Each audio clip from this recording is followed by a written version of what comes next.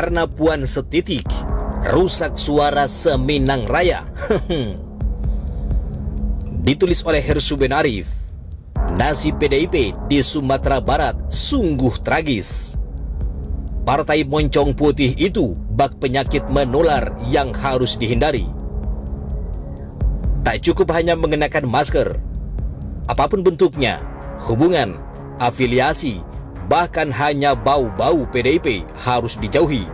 Cut off, tak ada hubungan apapun. Partai Kebangkitan Bangsa yang semula bersama PDIP mendukung pasangan Mulyadi Alim Mughni mengambil langkah 1000. Mereka mencabut dukungan dan mengalihkan ke pasangan cagup yang lain. PKB tak mau tertular virus, terkena penyakit menular bernama PDIP. Risikonya berat dan tidak sebanding. Paling dramatis justru langkah yang diambil oleh Mulyadi Alim Mughni. Tanpa babi bu, mereka mengembalikan mandat PDIP.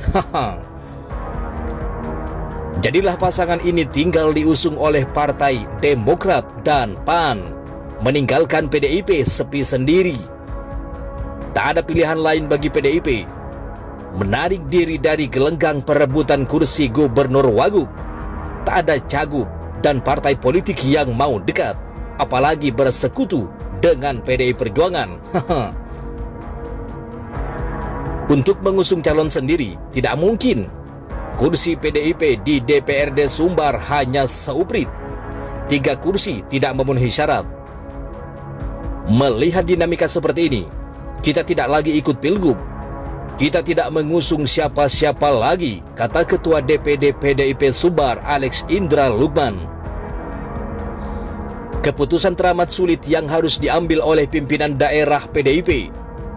Semua gegara ucapan Puan Maharani, putri mahkota PDIP itu, dinilai melecehkan karena pernyataannya sangat jelas terkesan mempertanyakan dukungan warga Sumbar terhadap Pancasila. Puan pasti tidak pernah mengira bila ucapannya itu berdampak begitu besar. Menjadi kado pahit ulang tahunnya ke-47 Ahad 6 September.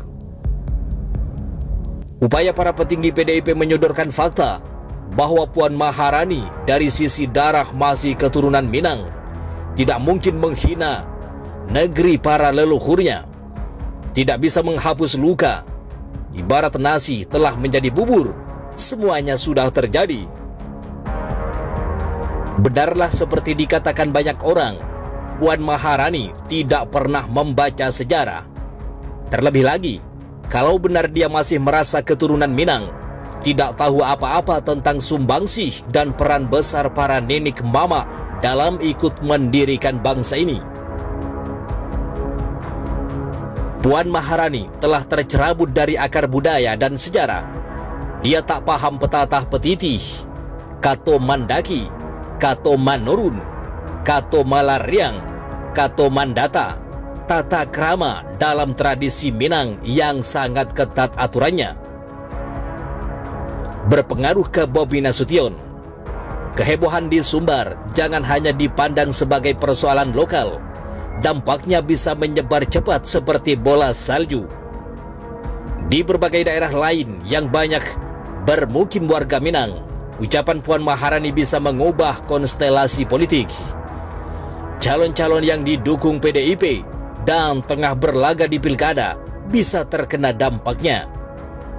Yang paling dekat adalah Bobi Nasution, menantu Presiden Jokowi, tengah berlaga di Pilwakot Medan. Di Medan, komunitas Minang perantauan jumlahnya cukup besar. Mereka juga memegang peran penting dalam sektor perekonomian. Bobi Nasution diusung oleh PDIP. Caranya memperoleh tiket dari partai moncong putih itu juga tak elok. Melalui lobby-lobby politik tingkat tinggi dan istana, dia menyingkirkan PLT Wali Kota Medan, Akhyar Nasution. Akhyar Nasution dipecat dari PDIP. Dia kini menjadi calon wali kota Medan, diusung oleh Partai Demokrat dan PKS. Dia akan menjadi pesaing berat Bobi. Diaspora Minang di seluruh Indonesia juga tidak bisa diremehkan. Secara populasi kecil, namun mereka sangat solid.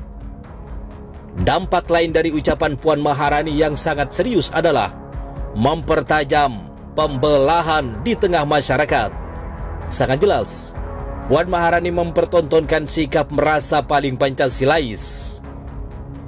Di luar pendukung PDIP, dinilainya tidak Pancasilais, sebuah cara pandang yang sangat berbahaya dan tengah dipertontonkan oleh rezim dan para pendukungnya.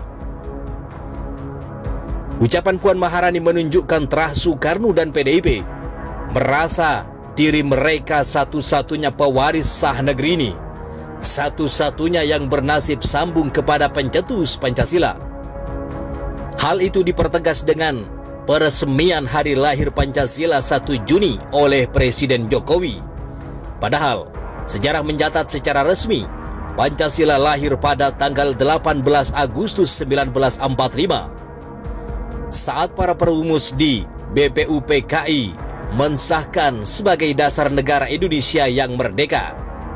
Tidak berhenti sampai di situ. Melalui fraksi PDIP di DPR RI, mereka mengusulkan rancangan Undang-Undang Haluan Ideologi Pancasila (HIP).